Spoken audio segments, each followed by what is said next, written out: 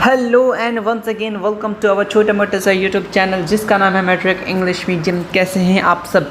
आज हम लोग स्टार्ट कर रहे हैं ज्योग्राफी चैप्टर नंबर 1 कंप्लीट करने के बाद चैप्टर नंबर 2 जिसका नाम है एग्रीकल्चर। अगर आप एनसीईआरटी की बात करेंगे, अगर आप लोग एनसीईआरटी पढ़ेंगे तो ये चैप्टर नंबर 4 में मिलेगा, लेकिन हम लोग पढ़ रहे हैं एससीईआरटी जो बिहार बोर्ड में चलता है। इसके अकॉर्डिंग चीज़ें लगभग सिमिलर हैं। एससीईआरटी में बस इतना फ़र्क है कि थोड़ा बहुत चीज़ें बिहार से रिलेटेड, थोड़ा बहुत ज़्यादा चीज़ें, और जो भी ऑब्जेक्टिव बनते हैं बिहार बोर्ड में वो उसी बुक को फॉलो किया जाता है। आप मेरे पीछे वीडियोस देख चुके होंगे, आपको मालूम चल गया होगा कहाँ से क्वेश्चन आता है, किस हिसाब से बनता है। चाहे मंथली एग्ज़ाम की बात करें जहाँ से हम लोग पढ़ रहे हैं उस हिसाब से क्वेश्चन बन रहा है, तो एग्ज़ाम में भी इसी हिसाब से क्वेश्चन बनेगा। अगर आप एनसीईआरटी भी पढ़ें तो कोई दिक्कत नहीं है, बस आपको हमारे वीडियोस बहुत छोटे छोटे होते हैं, एक रिवीजन टाइप पे देख लीजिएगा। जो चीज़ आप एनसीईआरटी में नहीं पढ़ें वो चीज़ बस ऐड कर लीजिएगा, आपका काम हो जाएगा, कोई दिक्कत की बात नहीं है। Agriculture Bihar board English medium में हम लोग स्टार्ट करेंगे। चलो स्टार्ट करते हैं। देखो ये कहीं सुट पुट का आगे, इसको बाद में देखेंगे। यहाँ से सबसे पहले एग्रीकल्चर की बात करें, यहाँ एक दो क्वेश्चन सबसे पहले क्वेश्चन पूछ देते ऑब्जेक्टिव के लिए।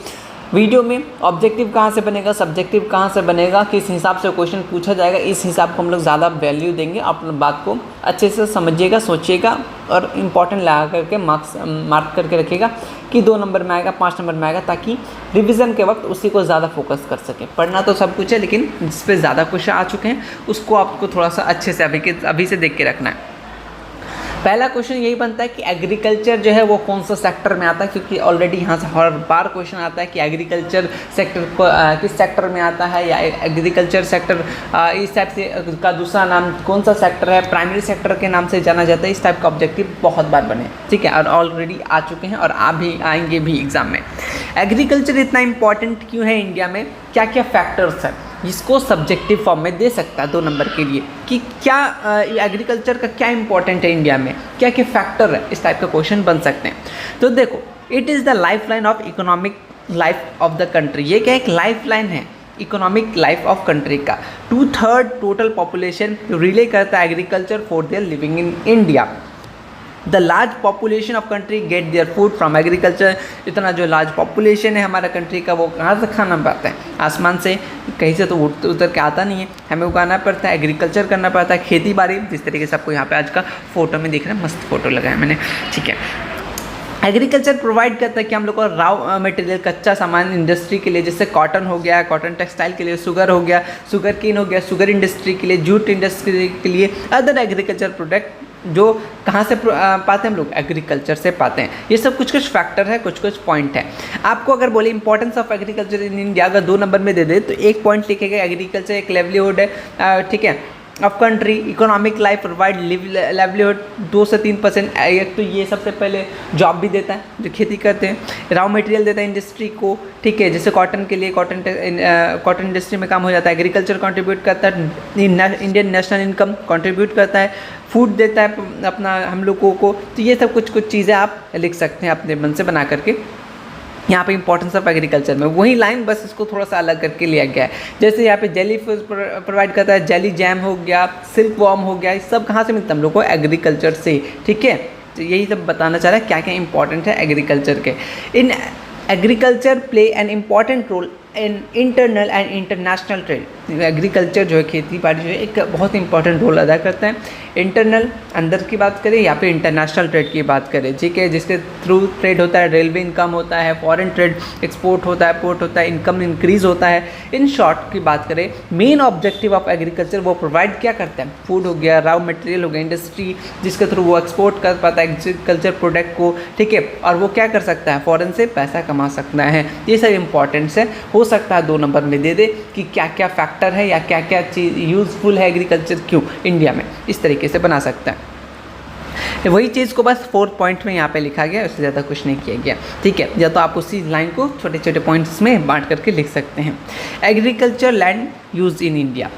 Land is very important resources, already हम लोग पढ़ चुके हैं। फॉर द पीपल डिपेंड करता है एग्रीकल्चर, क्योंकि वो कम्प्लीटली एग्रीकल्चर आसमान में तो करेगा नहीं, जब करेगा तो ज़मीन पे, किस पे डिपेंड करता है, लैंड पे, ठीक है। Cultivable land include 4 type land. Cultivable जो लैंड है वो कितना टाइप का, 4 टाइप का हो सकता है। ऑब्जेक्टिव में पूछ ले कितना टाइप का होता है, तो 4 टाइप का था, बुक में है आपके बुक में। पर फर्स्ट क्या है, नेट स्लो एरिया, एक करंट फ्लो एरिया, एक अदर फ्लो लैंड, एक होता है कल्टिवेबल वेस्ट लैंड। ये 4 बस आप ऑब्जेक्टिव के लिए याद रखिएगा। कितने कल्टिवेबल लैंड इंक्लूडेड है ज़मीन में, कितने टाइप के लैंड, 4 टाइप के। ये वाला बात थोड़ा सा ऑब्जेक्टिव के लिए याद रखिएगा। Due to the population growth presence of cultivation land has, आगे बढ़ो, increase due to which cultivable land decrease. अभी जो पॉपुलेशन बढ़ रहा है, जितना ज़्यादा पॉपुलेशन बढ़ रहा है और कल्टिवेबल लैंड जहाँ पे खेती करते हैं वो धीरे धीरे घट रहा है, क्योंकि सबको घर चाहिए, अलग अलग घर चाहिए, है ना, बड़ा बड़ा घर चाहिए, तो उसके चलते जो कल्टिवेबल लैंड है वो घट रहा है। सच सिचुएशन उस सिचुएशन में क्या कहते हैं, एग्रीकल्चर प्रोडक्शन को इंक्रीज़ करना होगा। कितने तरीके से, 2 तरीके से। अच्छा क्वेश्चन बन सकता है कि आप किस तरह, यहाँ से क्वेश्चन बन सकता है इतना जो पॉपुलेशन बढ़ रहा है तो आप किस तरीके से खेती कर सकते हैं, जिसके लिए अपना ग्रीन रेवोल्यूशन भी आया था, आगे की बात करेंगे। एक तो सबसे पहले increase in yield per hectare. सबसे पहला क्या, 2 तरीके से इंक्रीज़ करेंगे यील्ड पर हेक्टर में, और इंक्रीज़ करेंगे total production by the growing more than 1 crop. एक से ज़्यादा क्रॉप्स उगाएंगे सेम लैंड में, उसी जगह में, सेम एग्रीकल्चर एरिया में, एक ही साल में। ठीक है, कुछ फैक्टर्स आपको दिया हुआ है अफेक्टिंग कर रहा है इंटेंसिटी किसका, एग्रीकल्चर को। ये आपके बुक में है तो इसको ज़रूर आप याद रखिएगा, सब्जेक्टिव के लिए ये काम ज़रूर देगा। कौन कौन सा फैक्टर है जो इफेक्टिंग करता है एग्रीकल्चर इंटेंसिटी, तो इरिगेशन हो गया, फर्टिलाइजर हो गया, high yield high variety seed हो गया, मैकेनाइजेशन है, इंसेक्टिसाइड से appropriate cost of the agriculture product है। ये सब फैक्टर अफेक्ट करता है एग्रीकल्चर इंटेंसिटी को। 2 नंबर में पूछ सकता है अगर क्वेश्चन अगर बनाना हो इस टाइप से, और यहाँ से येलो बॉक्स से क्वेश्चन बनते हैं, सब्जेक्टिव बहुत खासे बनते हैं। अगर क्वेश्चन न्यू बनाना हो, पुराना रिपीट नहीं करेगा, तो इस टाइप का क्वेश्चन बना देगा। क्या क्या फैक्टर है जो अफेक्टिंग करता है एग्रीकल्चर इंटेंसिटी को, तो 4 से अगर 2 नंबर के लिए आपको दे तो 4 पॉइंट लिख के आ जाइएगा। यही छोटा छोटा लाइन लिख के आइएगा, उसको और अच्छा लगेगा, ज़्यादा अच्छा नंबर देगा। ठीक है, अब वही सोचिएगा इसको एकदम बड़का बड़का कहानी के फॉर्मेट में लिखे तो उतना उसको पसंद नहीं आएगा। ठीक है, यहाँ पे और एक आपका येलो कलर का बॉक्स था, कैपिटल यूटिलाइजेशन क्या होता है। हो सकता है आपसे डेफिनेशन पूछते हैं ना, इस टाइप से पूछते हैं कैपिटल यूटिलाइजेशन क्या है, इसके अंदर क्या आता है। तो यूटिलाइजेशन ऑफ इरिगेशन हो गया, फर्टिलाइजर हो गया, high yield high variety seed हो गया, मशीन्स हो गया, जो इन्वेस्ट करता है of capital, investment of capital. अब यहाँ पे कुछ टर्म है, agriculture done in area with less than 4.75 centimetre rainfall, उसको बोलेंगे ड्राई लैंड एग्रीकल्चर। अगर एग्रीकल्चर को किया जाता है कितना, 75 centimetre, more than 75 centimetre rainfall, उसको बोलेंगे वेटलैंड एग्रीकल्चर। ठीक है, ड्राई मतलब सूखा, इतना कम बारिश होगा तो नॉर्मली सूखा, इस तरीके से आप रख सकते हैं। टाइप ऑफ एग्रीकल्चर, यहाँ से क्वेश्चन बनेंगे 2 नंबर सब्जेक्टिव के लिए, अच्छा खासा क्वेश्चन बनेंगे। ठीक है, सब्जेक्टिव के लिए याद रखना 2 नंबर का इंपॉर्टेंट। या तो सिंपल सा डिफरेंस वाला क्वेश्चन, अगर अच्छा लेवल का क्वेश्चन बनाना हो तो बोलेगा कि तीनों को डिफाइन कीजिए 5 नंबर में, इस टाइप का क्वेश्चन पूछेंगे। 2 नंबर बनाना हो तो difference between primitive subsistence agriculture, intensive subsistence agriculture, commercial. तीनों वर्ड सिंपल सा समझ जाओ, अभी मैं बता रहा हूँ। प्रीमेटिव मैंने पहले के ज़माने में जो खेती होता था बिना मशीन का, बिना कुछ, ठीक है, सब कुछ ऊपर वाले के भरोसे करते थे, जैसे बारिश आया होगा या नहीं होगा, सब कुछ ऊपर वाले की तरफ से, प्रीमेटिव पहले वाला। इंटेंसिव थोड़ा सा हम लोग मॉडर्न हुए, ठीक है, चीज़ों को यूज़ करने लगे। और कमर्शियल बोले तो अब पैसे के लिए ही खेती कर रहे हैं, है ना, बिजनेस उस टाइप का। ये 3 चीज़ अभी हम लोग देख लेते हैं क्या क्या है, बस सिंपल सा समझ जाना। प्रीमेटिव सब्सिस्टेंस एग्रीकल्चर, प्रीमेटिव जो पहले हम लोग खेती करते थे अपने गुजर बसर के लिए।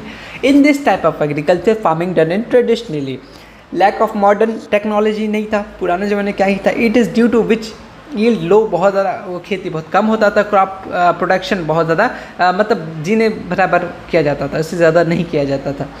उसका इंटेंसिव सब्सिस्टेंस एग्रीकल्चर की बात करें, ये agriculture most of the country में होता है। ये एग्रीकल्चर में अडॉप्ट किया है, population of is high, adopt किया कि पॉपुलेशन हाई, अब तो कुछ करना होगा, अब तो कुछ ज़्यादा ज़्यादा उगाना होगा। It require more labour, this type of agriculture most important. Traditional knowledge maintain किया, seed and knowledge about weather, maintain अपना fertility of land due to increase population, size of land holding has become very small, कि आदमी बढ़ रहा है, size जो land का, खेती का जो जगह है वो धीरे धीरे कम हो रहा है, इसलिए क्या करने लगा, कल्टिवेटेड करने लगा, एक साल में 2 चीज़ें उगाने लगा। In this agriculture paddy is mainly cultivated, paddy को मेनली कल्टिवेटेड किया जाता था। Farmers are left with very little production for trade, ठीक है, कुछ बहुत कम ही बचता था ताकि वो लिटिल प्रोडक्शन कर सकता है ट्रेड के लिए, बेचने के लिए। Therefore it is called subsistence agriculture. Commercial की बात करें, कॉमर्शियल मतलब बेचने के लिए, in this type of agriculture crop ground for trade, बेचने के लिए in the high yield variety seed लगाता है, केमिकल फर्टिलाइजर्स का इस्तेमाल करता है। आजकल देखें जो चीज़ सीजन नहीं है फिर भी वो फल फ्रूट हम लोग को मिल जा रहा है, किसकी वजह से? इसी की वजह से केमिकल यूज़ किया जा रहा है, इरीगेशन पेस्टिसाइड यूज़ किया जा रहा है, मॉडर्न एग्रीकल्चर टेक्नोलॉजी इस्तेमाल किया जा रहा है, ठीक है।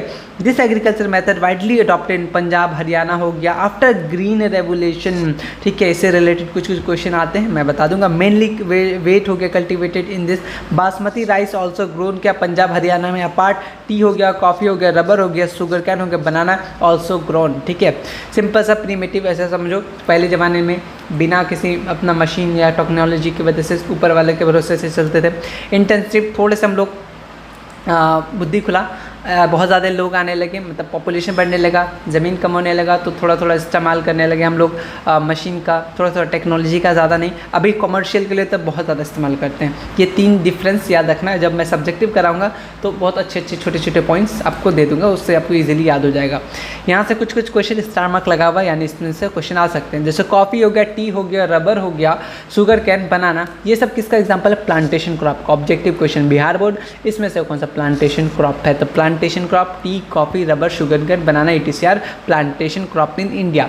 टी की बात करें, in Assam Darjeeling, coffee in Karnataka, rubber in Kerala, सब इंपॉर्टेंट प्लांटेशन क्रॉप जो मेनली दीज स्टेट में कराया जाता है। ये बात इंपॉर्टेंट थोड़ा सा ऑब्जेक्टिव के लिए याद रखना।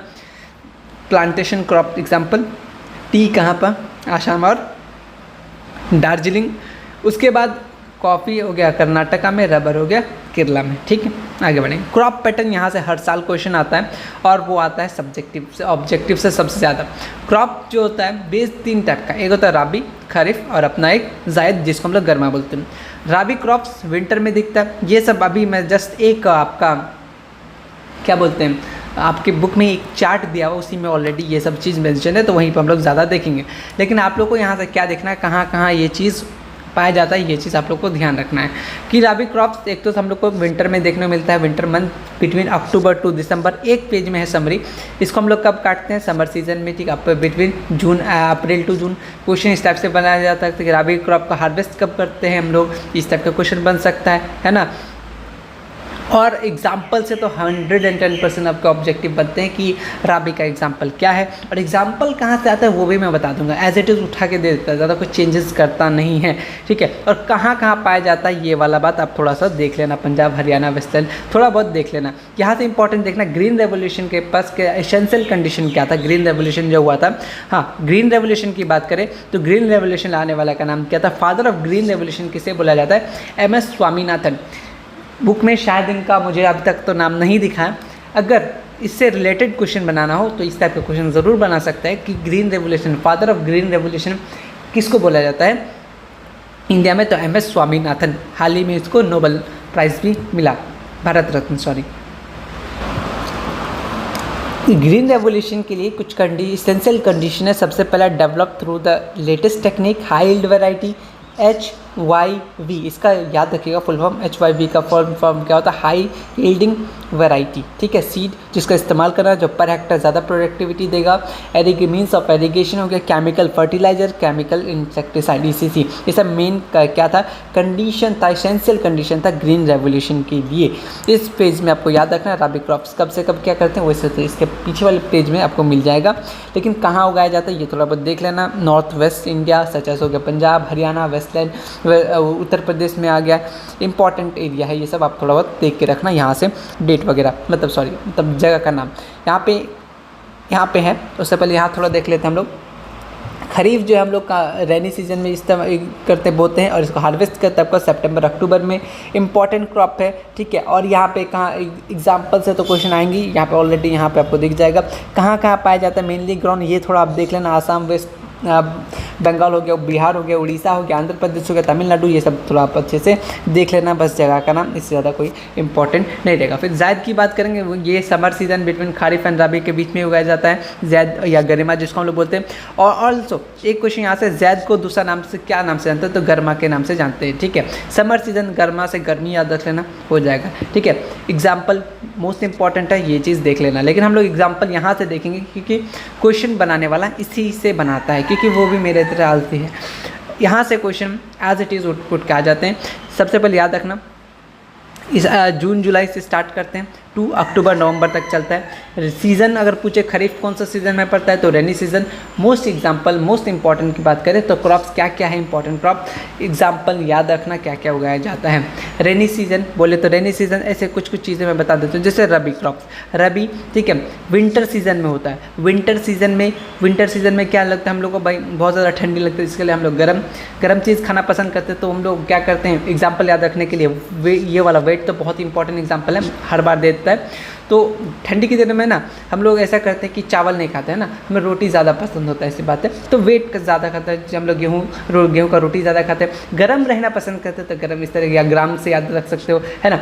घर में कुछ मिलता नहीं है तो हम लोग मटर छिलते रहते हैं, ठंडी के दिन में स्कूल बंद रहता है, तो समथिंग इसी टाइप से अगर आप कुछ भी बना करके याद रख सकते हो तो, क्योंकि ये एग्जाम्पल इम्पॉर्टेंट है इसीलिए। ज़ैद की बात करें, ये अप्रैल से मार्च से लेकर के मई जून तक चलता है, समर सीज़न होता है। समर सीज़न में क्या हम लोग पम्पकिन, ककड़ी, कुकुम्बर, अपना वाटरमेलन एग्जाम्पल इंपॉर्टेंट है, ये सब देख लेना। वाटरमेलन कब बनता है एग्जाम्पल बहुत ज़्यादा इंपॉर्टेंट है।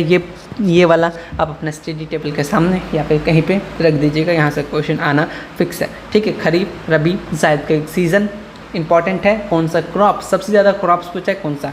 ये सिर्फ ऐसा नहीं कि 10th में ही काम देगा, कोई भी आगे का एग्ज़ाम दीजिए, जैसे हालांकि CUET में भी यहाँ से क्वेश्चन आया है, PA में आया है, अदर एंट्रांस में ये क्वेश्चन आते ही रहते हैं। सबसे ज़्यादा बिहार बोर्ड में बात कर लेंगे तो राइस, मेज़ को ज़्यादा ध्यान देता है वो लोग, बहुत ज़्यादा पूछता है। ग्राउंड नट भी ऑप्शन में ज़्यादा दिखेगा आपको, यहाँ से वेट बहुत ज़्यादा दिखेगा, पीस दिखेगा और आपका ग्राम मस्टर्ड दिखेगा। लेकिन याद तो सब कुछ रखना है, यहाँ से वाटरमेलन सबसे ज़्यादा और मूंग ज़्यादा दिखता है। तो ये सब चीज़ें थोड़ा सा आपको ख्याल रखना होगा। आगे बढ़ेंगे, सबसे पहले हम लोग यहाँ पर राइस की बात करेंगे। तो India produce 22% of the world rice produce करता है। यहाँ से कुछ बातें ये ऑब्जेक्टिव के लिए इम्पॉर्टेंट रहेगा कि टेम्परेचर कितना होना चाहिए, तो टेम्परेचर एटलीस्ट 24 डिग्री सेल्सियस होना चाहिए, ये बात याद रख सकते हो। उसके बाद ideal temperature 21 during the giving period 24 इस तक होना चाहिए, लेकिन याद रखना एटलीस्ट 24 होना चाहिए। रेनफॉल की बात करें तो कितना बारिश होना चाहिए, बिटवीन 125 सेंटीमीटर से 200 सेंटीमीटर, ठीक है, ये वाला बात याद रखना।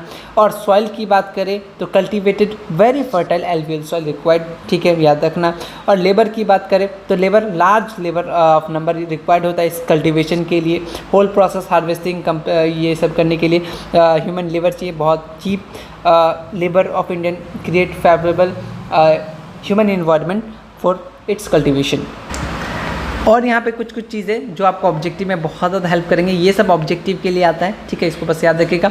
उसके बाद या तो सब्जेक्टिव में बनाना हो कि आपको क्या है, तो सब्जेक्टिव में बनाना हो तो इस टाइप से पूछ देगा कि रबी, खरीफ और ज़ैद को थोड़ा सा बारे बताइए। तो आपको सिंपल से यही पॉइंट अगर एज इट इज़ लिख देते हैं, ड्यूरिंग द टाइम, कब से कब तक इसको लगाया जाता है, कब से कब तक इसको हार्वेस्ट किया जाता है, कौन से सीज़न में आता है, एग्जाम्पल कौन से इंपॉर्टेंट क्रॉप्स उगाए जाते हैं। इसी तरीके से 2 नंबर पूछ सकता है, इससे ज़्यादा नहीं। या तो एग्जाम्पल पूछ लेगा खरीफ, ज़ैद और रबी का 2 एग्जाम्पल बताइए, 2 नंबर में इस टाइप से क्वेश्चन बन सकता है। The main rice producing state in India West Bengal, important question Bihar board, याद रखना। बिहार, उत्तर प्रदेश, आंध्र प्रदेश है, लेकिन पहला है वेस्ट बंगाल, तो इसको ज़रूर याद रखना, ठीक है, क्योंकि वेस्ट बंगाल के लोग शायद मछली और चावल खाना ज़्यादा पसंद करते हैं, तो इस हिसाब से तुम याद रखना, है ना। वेट की बात करें, सेकेंड मेजर पहला राइस हो गया, ठीक है। सेकेंड वेट गेहूँ की बात करें तो ये फूड क्रॉप है इंडिया का, चावल के बाद ये सेकेंड लार्जेस्ट वेट प्रोड्यूसर है अपना वर्ल्ड में बात करें। It produce 10% of the world wheat. Green revolution come in to country कब आया था, 1967, इंपॉर्टेंट डेट है, याद रख लेना। ग्रीन रेवोल्यूशन कब आया था हमारे कंट्री में, 1967। ये बिगेस्ट इम्पैक्ट डाला था वेट कल्टीवेशन के लिए। आफ्टर द ग्रीन रेवोल्यूशन वो क्या अपना जो वेट प्रोडक्शन है वो इंक्रीज हो गया था। 2/3 of the total weight production of country comes from Punjab, इसलिए गेहूं का कटोरा किसको बोला जाता है, पंजाब को बोला जाता है। आपने पढ़ा होगा कहीं जीके वगैरह में, ना। Haryana, Uttar Pradesh is the largest producer of wheat production, Uttar Pradesh, UP को बोला है, ठीक है। उसके बाद आते हैं हम लोग और कुछ ग्रेन्स के बारे में, उसको हम लोग देख लेते हैं। कोर्स ग्रेन की बात कर लेते हैं, जैसे ज्वार हो गया। कोर्स ग्रेन मतलब मोटा दाने वाला सिंपल सा अनाज, जैसे ज्वार हो गया, बाजरा हो गया, रागी हो गया, ये सब मेजर कोर्स ग्रेन है। जो रागी कंटेंट, जो रागी की बात करें, abundant iron and calcium. Option objective बना सकता है किसमें सबसे ज़्यादा अबंडेंट आयरन और कैल्शियम पाया जाता है, तो रागी, याद रखना। उसके बाद ज्वार की बात करें, most important crop in India after rice wheat. Largest production state की बात करें, महाराष्ट्र इंपॉर्टेंट है, ये बात याद रखना। पता नहीं ऑब्जेक्टिव उठा देगा। Which produce 51% jowar. Jowar provide 10% Indian food grain. Jowar provide करता है 10% इंडियन फूड ग्रेन। नेक्स्ट है आपका कुछ चीज़ें बस आपका ग्रेन से रिलेटेड है, उसको हम लोग फटाफट से कंप्लीट कर लेते हैं। नेक्स्ट है मिलेट। Millet grown 7% of total agriculture land. Millet बोले तो अपना बाजरा। Main fodder of for poor people and animal and largest production millet कहाँ पे, गुजरात में। ये बात याद रखना, इंपॉर्टेंट ऑब्जेक्टिव के लिए, सब्जेक्टिव में नहीं आने वाला है सब चीज़, ऑब्जेक्टिव के लिए। Which produce 24% total production. कितना परसेंट, ये वाला बस मत याद रखना, सिंपल से याद रखना। कौन सा प्रोडक्शन कहाँ लार्जेस्ट होता है, कहाँ पे ज़्यादा होता है, जैसे यहाँ लार्जेस्ट प्रोड्यूसर ज्वार का कहाँ पे, महाराष्ट्र, ऑब्जेक्टिव क्वेश्चन। मिलेट का कहाँ पे है, गुजरात। एक पॉइंट बस याद रखना, इससे ज़्यादा मत याद रखना। रागी की बात करें, ये क्रॉप ड्राई रीजन, कर्नाटक का बिगेस्ट प्रोड्यूसर हो गया, ऑब्जेक्टिव क्वेश्चन। सेकंड में अपना तमिलनाडु, ये भी क्वेश्चन पूछ सकता है, इस तरीके से क्वेश्चन पूछता है। कॉर्न की बात करें, ये भी आपका कॉर्स ग्रेन है जो इस्तेमाल करते हैं ह्यूमन एंड फोल्डेड फॉर एनिमल। ये stable food for poor people है। पल्सेस की बात कर लेते हैं, दाल की बात कर लेंगे यहाँ पे हम लोग। Most of the population here is vegetarian. जो लोग वेजिटेरियन है वो लोग पसंद करते हैं, सोर्सेस ऑफ प्रोटीन उनका दाल ही रहता है और उनका डाइट में। The main pulse crop of India की बात करेंगे हम लोग तो तूर हो गया, उड़द हो गया, मूंग हो गया। लेंटिल की बात के लिए मतलब अपना जो या मसूर का दाल होता है, पीज मटर का हो गया, ग्राम हो गया, ये सब अलग अलग जगह उठाया जाता है। Pulses grown in the both kharif and rabi season. और अरहर, मूंग दाल हो गया, ये सब दाल का टाइप है।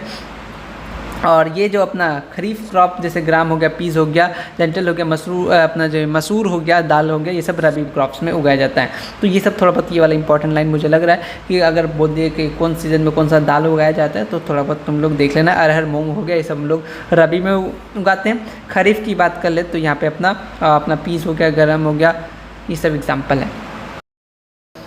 ओके, नेक्स्ट है आपका टी यानी कि चाय, जिसके बगैर मैं नहीं रहता। It is a evergreen shrubs है जिसका लीव है, ड्राइड है यानी सूखा है, जिसकी मदद से हम लोग चाय बनाते हैं, जिसको हम लोग चाय पत्ती बोलते हैं। ये कंटेन ऐसे सब्सटेंस कंटेन जिसका कंटेन करता है एक सब्सटेंस जिसका नाम है थाइन, जिसके वजह से जब भी हम लोग कॉफ़ी पीते हैं तो हम लोग फ्रेश फीलिंग होता है। किसकी वजह से, थाइन के वजह से। ठीक है, ऑब्जेक्टिव क्वेश्चन बट बना नहीं है, लेकिन अगर बनाना चाहे तो बना सकते हैं क्योंकि आपके ये बुक में। इंपॉर्टेंट बेवरेज क्रॉप है इंडिया का, ये rank second in the world production of largest country in the world. Term of consumption, चाय सबसे ज़्यादा आपको मालूम है, चाय वाला आजकल बहुत राज कर रहा है, जैसे डॉली चाय वाला, बाकी आप समझदार हैं। उसके बाद आते हैं हम लोग, the cultivation first started by India by British की तरफ से। ठीक है, ब्रह्मपुत्र वैली इन 1840। डेट याद मत रखना, बस याद रखना स्टार्टेड कहाँ से हुआ था, है ना, कल्टिवेशन चाय का। और इंडिया जो है वर्ल्ड लीडिंग कर रहा है टी प्रोड्यूसर का और एक्सपोर्टर का।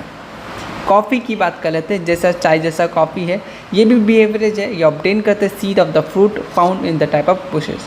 कर्नाटका लार्जेस्ट प्रोड्यूसर, कर्नाटका याद रखना कॉफ़ी के लिए, कर्नाटका 70% इंडियन कॉफ़ी प्रोड्यूस कहाँ से होता है, कर्नाटका से। ठीक, यहाँ से कुछ क्वेश्चन मेजर वैरायटीज़ की बात करें, कॉफ़ी का 3 टाइप है, उसमें से बेस्ट कौन सा है, बस ये याद रखना, 3 टाइप याद रख लेना। तो ऑब्जेक्टिव ही बनेंगे, सब्जेक्टिव तो अभी तक आया नहीं है, बट क्या पता आ जाए। सबसे पहले there are 3 major varieties of coffee, arabica, second liberica and third robusta, जिसमें से इंडियन बेस्ट क्वालिटी ऑफ क्या है, अराबिका। ठीक है, इसका डिमांड ज़्यादा वर्ल्ड वाइड में है। ये कहाँ पे पाया जाता है ये भी थोड़ा सा आपको याद रखना, क्योंकि ये वर्ल्ड वाइड डिमांड रहता है। It was brought in India from Yemen and planted in the hill of the Baba Budan. बस ये चीज़ याद रखना, क्या पता आ जाए, तुझको क्या पता है क्या हो तुम मेरे लिए। आगे बढ़ेंगे, हॉर्टिकल्चर क्रॉप के बारे में पढ़ेंगे।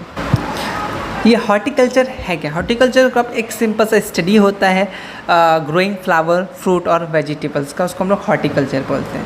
Horticulture crop in India included various type, fruit हो गया, वेजिटेबल हो गया, ट्यूबर हो गया, मेडिसिनल हो गया और एरोमेटिक प्लांट एंड स्पीसीज हो गया। India is the world leader in the production of mango. एक बात याद रखना, इंडिया में और एक बिहार से क्वेश्चन आता है, मुजफ्फरपुर लीची के लिए फेमस है। ये क्वेश्चन आता है, मुझे याद आ गया, इससे रिलेटेड था तो मैंने बता दिया।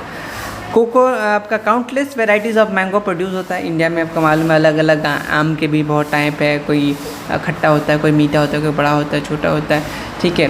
और अपना क्या था, एक अमरपाली ट्रेन का भी नाम है, और अपना प्लांट नंगड़ा, पता नहीं बहुत टाइप का आम है। और उसके बाद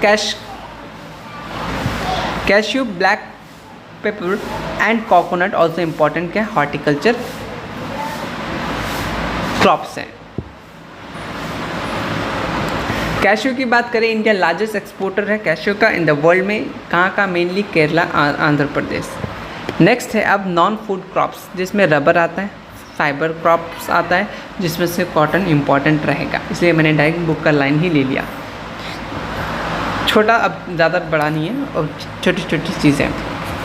रबर की बात करें, इंट्रोड्यूस किया गया था इंडिया में 1880 में इन ट्रेवनकोर एंड मालाबार। एक कमर्शियल प्रोडक्शन स्टार्ट हुआ था ओनली इन 1902 में। फाइबर क्रॉप की बात करें, कॉटन हो गया, जूट हो गया, फ्लैक्स हो गया, नेचुरल सिल्क हो गया, 4 major fibre crops in India. तो ऑप्शन अगर क्वेश्चन बना दे सब्जेक्टिव में कि फाइबर क्रॉप्स कितना है, क्या क्या है, ये क्वेश्चन बन सकता है। जूट, फ्लैक्स हो गया, नेचुरल सिल्क हो गया, और 4 मेजर टाइप्स हैं। कॉटन की बात करें, कॉटन को कंसीडर किया जाता है होम ऑफ कॉटन। इंडिया को कंसीडर किया जाता है home of cotton. Objective question बना सकता है कि कौन सा कंट्री को कंसीडर किया जाता है होम ऑफ कॉटन, तो इस टाइप से बना सकते हैं। कॉटन का सप्लाई कॉटन टेक्सटाइल इंडस्ट्री में इस्तेमाल होता है कॉटन का। एक ऑब्जेक्टिव यहाँ से बनता है कि कॉटन टेक्सटाइल में रॉ मटेरियल किसका इस्तेमाल होता है, तो सिंपल सा कॉटन का। इसमें आपको ये भी पता है कि कौन सा सॉइल में उगाया जाता है कॉटन। हम लोग ब्लैक सॉइल ऑलरेडी पढ़े हैं, ब्लैक सॉइल के लिए इम्पॉर्टेंट है, ये बात आपको याद रखना है ब्लैक सॉइल के लिए। और कहाँ है the major cotton producing state की बात करें, महाराष्ट्र, गुजरात, मध्य प्रदेश, कर्नाटका। महाराष्ट्र याद रख लेना, पहला नंबर पर आता है, इसीलिए इसको तुम याद रख लेना। उसके बाद यहाँ से देखिए the period which white revolution को और किस नाम से जानते हैं? ऑपरेशन फ्लड के नाम से जानते हैं, ठीक है। वाइट रेवोल्यूशन किससे रिलेटेड था, या फिर बोले ऑपरेशन फ्लड किससे रिलेटेड था? वो रिलेटेड था आपका मिल्क प्रोडक्शन से, ठीक है। यानी या फिर ऑप्शन में डेयरी प्रोडक्शन, ये भी ऑप्शन में दे सकता है। ये छोटी छोटी ये वाला बात याद रखना। ऑपरेशन फ्लड का दूसरा नाम वाइट रेवोल्यूशन, किससे रिलेटेड है? Milk production. मिल्क प्रोडक्शन अगर नहीं रहा ऑब्जेक्टिव में तो डेयरी प्रोडक्शन से रहेगा, और ये ऑपरेशन से रिलेटेड रहता है क्वेश्चन। कुछ क्वेश्चन मैं अभी करा दूंगा, वाइट रेवोल्यूशन, ब्लैक रेवोल्यूशन, इस टाइप से कुछ रेवोल्यूशन है जो अभी इसी वीडियो में कंप्लीट करा दूंगा। जूट की बात करें, ये सेकंड इंपॉर्टेंट फाइबर क्रॉप है आफ्टर कॉटन। जिसको हम लोग गोल्डन फाइबर बोलते हैं। ऑब्जेक्टिव क्वेश्चन बिहार बोर्ड कि गोल्डन फाइबर किसको बोलते हैं, तो जूट को बोलते हैं, ये बस याद रखिएगा। नेक्स्ट है major factor of low productivity. 2 number के लिए हो सकता है, 5 नंबर के लिए भी, लेकिन ज़्यादा चांसेस है 2 नंबर के लिए कि क्या क्या फैक्टर है जो लो प्रोडक्टिविटी हो रहा है। तो पॉपुलेशन बढ़ रहा है, प्रेशर पड़ रहा है एग्रीकल्चर लैंड पे, डिक्रीज़ हो रहा है एग्रीकल्चर लैंड, घर बन रहा है, महल बन रहा है, रोड बन रहा है, रेलवे स्टेशन बन रहा है, अपना एयरपोर्ट बन रहा है, तो इस सब के लिए। स्मॉल साइज एग्रीकल्चर फील्ड बचा, लैंड ओनरशिप दिक्कत है, less and uncertain facility of irrigation हो गया, मानसून अचानक से आ गया, ठीक है। बहुत सारे कारण यहाँ पे आपको दिए हुए हैं, ठीक है, जिसमें से हम लोग हाई यील्ड वाला मतलब मॉडर्न एग्रीकल्चर टेक्निक का इस्तेमाल नहीं करते, लिमिटेड यूज़ करते हैं, ठीक है। अलग अलग चीज़ें यहाँ पे हैं और प्रॉपर कॉस्ट नहीं मिलता है एग्रीकल्चर प्रोडक्ट को, इसी वजह से लो प्रोडक्टिविटी हो जाता है। कुछ फैक्टर है, कम से कम 5 पॉइंट आप इसमें से याद रखेगा। 5 नंबर में देगा तो 5 पॉइंट लिख के आ जाएगा, कोई दिक्कत नहीं होगा। 2 नंबर के देगा तो 4 पॉइंट 3 पॉइंट काफ़ी रहेगा। बहुत अच्छा पॉइंट्स है आपके बुक से, एज इट इज़ बुक का था, मैंने बता दिया। ये पॉइंट्स आप 4 से 5 या 6 जैसा आपको ठीक लगे याद कर लीजिएगा, लेकिन 5 से 6 ज़रूर याद रखिएगा। लास्ट कुछ टॉपिक है, अब ज़्यादा चीज़ नहीं है और शायद ये ख़त्म है, लास्ट पेज है। हम लोग का बेसिक नीड क्या है? फूड सिक्योरिटी की बात करेंगे। यहाँ पे कुछ चीज़ें हैं कि बेसिक नीड क्या हम लोग को क्या चाहिए। भाई खाना चाहिए, कपड़ा चाहिए, मकान चाहिए, ये बेसिक नीड्स है ह्यूमन बीइंग का। In our country whenever the more poverty, यानी बहुत ज़्यादा गरीबी है जिसके कारण से बहुत लोग भूखे सोते हैं, इसलिए गवर्नमेंट कुछ कुछ चीज़ें क्रिएट करते हैं फूड सिक्योरिटी के लिए। वो 2 पार्ट में होता है, एक होता है बफर स्टॉक सिस्टम, एक public distribution system. In this scheme, इसमें क्या होता है, इसेंशियल आइटम या फूड ग्रेन हो गया, वो सबको प्रोवाइड किया जाता है रूरल एरिया में, वो भी कम दामों में, ठीक है, ताकि वहाँ खाना अवेलेबल हो सके पुअर पीपल के लिए, ठीक है। Consumer are divided into 2 classes, consumer को 2 पार्ट में डिवाइड किया गया। एक होता है बिलो पुवर्टी लाइन जिसको BPL के नाम से जानते हैं, एक होता है अबव पुवर्टी लाइन जिसको APL के नाम से जानते हैं। इसमें से कंज्यूमर को कितने भागों में डिवाइड किया है, ये ऑब्जेक्टिव क्वेश्चन पूछ सकता है। और APL BPL का फुल फॉर्म क्या है, ये 2 चीज़ पूछ सकता है, ठीक है। और लास्ट में किधर गया, हाँ ये वाला कुछ डिफाइन वर्ड है, इसको आप डेफिनेशन के लिए देख लीजिएगा। ग्रोइंग पीरियड, ग्रीन रेवोल्यूशन कौन आया था, क्या आया था, उसमें क्या क्या चीज़ें था, वो हाई हील्ड, वो जो 4 कंडीशन था, क्या क्या कंडीशन था वो याद रखिएगा। प्लांटेशन एग्रीकल्चर क्या होता है, ये डेफिनेशन वर्ड है, ऑब्जेक्टिव में तो नहीं, सब्जेक्टिव में एज इट इज़ आ जाएंगे, तो इसको आप देख लीजिएगा। India has largest livestock population of वो in world, 57% buffalo population, 14% of world cow populated here. Operation flood किससे रिलेटेड था, मिल्क प्रोडक्शन के लिए हमारे कंट्री के लिए वो इंक्रीज हुआ, ये बताना चाह रहे हैं किस कितना में हुआ था, कुछ अभी हमने पढ़ा ना। वाइट रेवोल्यूशन किससे रिलेटेड है, तो वही वाला चीज़ यहाँ पे है। बस आपको याद रखना है कि ऑपरेशन फ्लड किससे रिलेटेड था, मिल्क प्रोडक्शन से लेने के लिए, या फिर उसकी जगह आपको डेयरी फार्मिंग देगा, डेयरी प्रोडक्ट के लिए। और कुछ चीज़ें यहाँ से पूछिए, जैसे ब्लैक रेवोल्यूशन किसके लिए, ये इंपॉर्टेंट, 2 एक आध ऑब्जेक्टिव पता नहीं पूछ दे।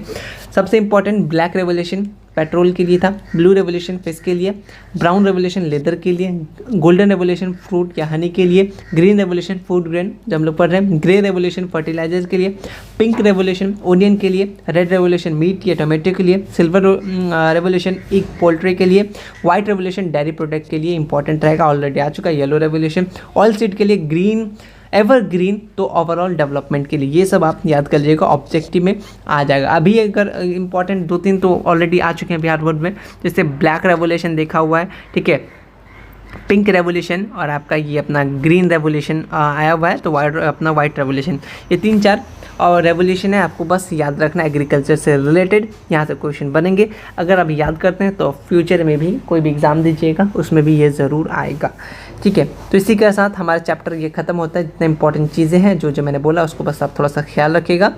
एग्जाम्पल इंपॉर्टेंट रहेगा रबी खरीफ, ठीक है। जो भी सब्जेक्टिव है मैं इसको बनाऊंगा, एक दिन में हम लोग फिर सब्जेक्टिव कंप्लीट कर लेंगे। इसको संडे का जो भी ऑब्जेक्टिव क्वेश्चन बनेगा जहाँ से बन सकता है मैं ऑलरेडी वो ऑब्जेक्टिव क्वेश्चन करा दूंगा, वो कंप्लीट हो जाएगा। फिर एक दिन फुर्सत से सभी इंपॉर्टेंट सब्जेक्टिव को भी हम लोग कर लेंगे। तो मिलते हैं नेक्स्ट वीडियो में, तब तक के लिए ठीक है, थैंक यू सो मच।